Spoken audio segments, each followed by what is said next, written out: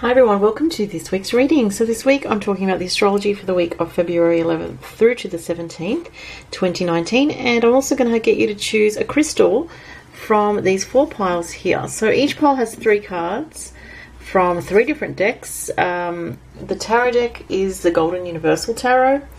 The one of the oracle decks is the Zodiac reading cards by Patsy Bennett, and the last one is the green oracle cards there, which is by John Holland. It's a Psychic Tarot for the Heart. So if you choose one of the crystals, or what you can do is just close your eyes, take a deep breath, open your eyes and just see where your eyes fall. Or you can go based on the crystal, and I'll just tell you a bit about the crystal. So this is rose quartz, so this is known as the love stone.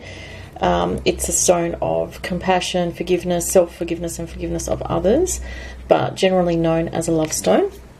This is lepidolite, which I love. It's purple. It's got some little flecks. I don't know if they show up on camera, but some little flecks of sort of sparkle in there. Probably won't show up, but lepidolite is used for anxiety, to help you feel calm, and it's a stone of feeling just taking the edge off stress, basically, but it is purple, so it does resonate to the third eye and crown chakra. This is merlinite, and merlinite is kind of a bit more of an advanced kind of spiritual energy. It is a stone of duality, and it can sort of work as a magic portal. So it's kind of, if you're interested in merlinite, I would Google it because there's a lot of information with merlinite. And lastly, the black tourmaline. And black tourmaline, anyone that knows about crystals knows that the black stones and crystals are very protective because they absorb negative energy. So that's the black tourmaline, which is also very grounding as well. So you may want to pick your pile or pick your crystal now. And I'm just going to put the camera down and talk about this week's astrology. So some interesting stuff this week. So from Monday today, Mercury, the planet of communication, moves into the sign of Pisces. Not the best energy for a very logical and sort of fact-based, information-based and quick communicator like Mercury in the sort of dreamy and whimsical and confusing Pisces. So, but what this can be good for, on the one hand, is spiritual answers, spiritual insight, feeling very intuitive, though it can have you feeling a little bit sleepy. So if you have to be very focused on facts and details, you may need to really focus your mind this week. So Mercury will be in Pisces until, I think it's the end of March. Till it's, and then it actually goes, it goes retrograde in March actually. But you may notice this week you feel a bit more mentally sort of sleepy, tired, maybe sleep hasn't been that good. Or it's hard to focus on dry facts. Your mind is much more intuitive this week, and you can be a bit more telepathic this week and a bit more psychic. So pay attention to your feelings that just come over you, or knowing that just comes over you this week. Tuesday to Thursday we have, I mentioned this last week, Mars in Aries and Uranus in Aries conjunction. This is a very intense energy. This is a very impulsive energy, a very overpowering energy.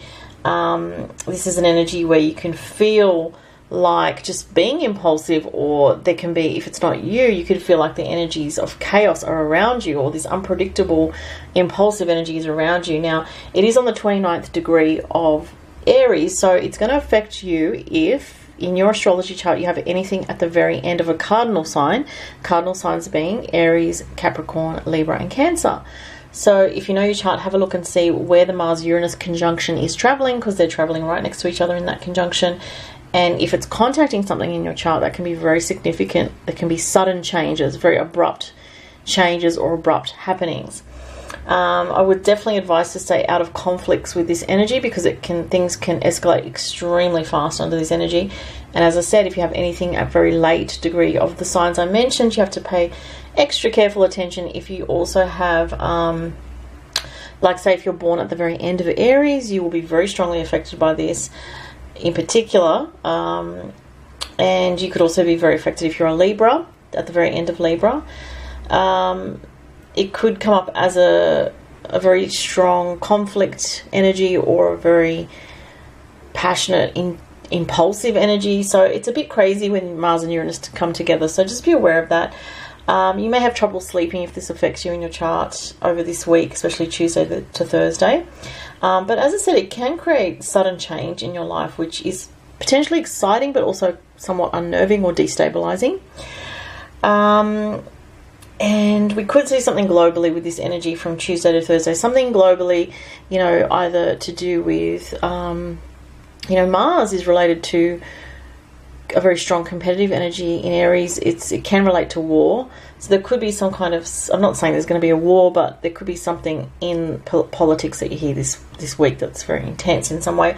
Or it could relate to some kind of, you know, earth changes happening. There's definitely a strong energy at the moment of ascension energies, people's energies being sort of guided to lift to a higher vibration. And I do think in part this energy has something to do with it because Uranus is involved, and Uranus is a paradigm shaker, and it really shakes us out of the comfort zones of the norm, of the status quo, of, you know, our desire for stability sometimes can get shaken by Uranus, because Uranus forces, in a way, it forces us to grow, it forces us to evolve. Even if we're comfortable, you know, if we're not growing, you know, the energies don't really, you know, check in with us and say, oh, are you feeling comfortable, or, you know, do you want to change? It's like, no, change is going to happen. So that can be this type of energy combined with Mars and Uranus together this week. Thursday, Mars enters Taurus, okay, till the end of March, till March 31st. And this is going to boost all the earth signs. So if you're an earth sign, if you're a Taurus, Capricorn, Virgo, you guys are all going to get boosted coming up from Thursday through till March 31st, depending on where you have earth signs in your personal chart. So especially if you're a Taurus, this can speed things up in your life, okay? If you're early born Taurus, you're going to feel it from Thursday and into next week. If you're late born, you'll feel it towards the end of March, okay? But that's very positive and energizing. So next week, I'll just mention quickly, there is a full moon in Virgo next week. Obviously, I'll talk about it next week. And the Mercury retrograde in Pisces happens next week, plus other things, and I'll talk about it next week. So let's have a look at the cards. So if you chose the rose quartz crystal, these are your messages for this week. You have the High Priestess. Wow, I like that. Sun in Taurus, practicalities, and detach. Wow, interesting combination. I really like this. I don't know if you can see. Hopefully you can see the cards there. Alright, so I'll start with the High Priestess. The High Priestess, if you chose this message, talks about seeking inner wisdom, seeking balance from your higher self, from a deeper sense of, you know, what you can sense to be true. It's a very strong, watery sort of energy, a female energy or a feminine energy, and it's about feminine wisdom and tuning into your physical body for information and also your higher self. So she's very wise, the High Priestess, and she kind of sits back and observes situations before jumping into them. Now, Sun in Taurus also kind of echoes that. Taurus is a very cautious energy. So if you chose this card, it's time to sort of take it slow and steady this week. Focus on your self-worth, your health as well, I'm getting, your finances, and just taking it slow. Look at the beautiful lavender fields. It's very relaxing energy here. So this could be, if you've been struggling over something, this is telling you to sort of take it a bit more easy and not be so, not allow the chaotic energies to influence you too much, okay? And then we have detach, which further emphasizes that. Now, on the detached card at the top, I don't know if you can see, there's a number 11 up there. Sorry if my camera doesn't, it's a bit awkward, this angle. Just see if I can move this back a bit. Still not really showing up. That's okay. So the detached card is very interesting. It's saying to you that you may have to emotionally detach this week over, I mean, Taurus comes up here, so that can be about control in some way, or having been controlling in the past. But this is saying to you, take a perspective of understanding on a spiritual level and on an energetic level, that when you let go a little bit, when you detach a little bit, things will come to you more rapidly than if you're desperately holding on. Look at that. She's setting the dove free to fly. She's not trying to control the dove or hold the dove down. She's letting it be a dove. She's letting it fly. So that's definitely saying to you, trust in situations in your life that are meant to be for you, will be for you. If, you know, she's going to let that dove go, but the dove's going to come back to her. That's what I'm getting for this. So there's some issue about trusting in your intuition that's giving you messages about what's coming up. And maybe your intuition is telling you don't need to hold on so tight because everything's going to work out in a cycle for you that's actually positive. But if you hold on too tight, you're going to constrict the energy and it's not going to work out very well because you're holding on. And when you hold on, you suffocate things. So, Lepidolite, if you chose that crystal, these are your cards. Oh wow, the Hermit, which is Virgo energy. Believe and succeed. I like that. Oh, and Moon in Libra. Nice cards here. Okay, so I feel like there's something about love and relationships here. We have the Libra card. It clearly says love on the bottom. It says bring peace to your life and your relationships will flourish. Again, we have a message about, you know, being peaceful, being balanced in yourself, not striving too hard over things. Trying to maintain this idea of balance in yourself, and it will attract more balance in your relationship situations. The Hermit is also an interesting message here. It's saying allow yourself to be content alone and, you know, take time to self-reflect and reflect deeply on your relationships and the meaning of the lessons that have come to you in your relationships. If you're constantly trying to go from one relationship to the next, or, you know, without sort of reflecting on what you've integrated and what you've learned from these relationships, then you could repeat, you know, other situations. But what the message I'm getting here is if you actually take that time out to reflect and soul search about relationships, you will succeed in the future. Okay, so that's very strong here. It's interesting how the colors on this card pick up with this card as well. I find that interesting. So the Hermit there is also it's a major arcana card. It's about spiritual seeking but also doing the work yourself.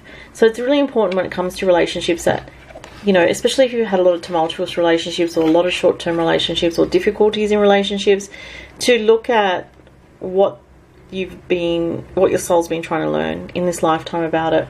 But you may get some insights this week which will help you along the way, I feel. Alright, so this is for those that chose Merlinite. So you have Moon in Cancer, belonging, take the lead, and the beautiful Ten of Cups. So I don't do reversals when I read the tarot, so this to me is very positive. The Moon in Cancer talks about home, family, soul tribe, soulmates, soul connections. It says a sensitive, introspective phase. 16 in numerology it adds to a 7, which is a very spiritual energy here. A lot of water energy with the Cancerian energy, a sense of, you know, a softness but also a self-protectiveness, and also belonging to a clan, or whether it's a one-on-one connection with somebody or a soul group connection, or souls that are coming into your life that you're going to be connecting with. Now you have Take the Lead card. Now I find this a very interesting card.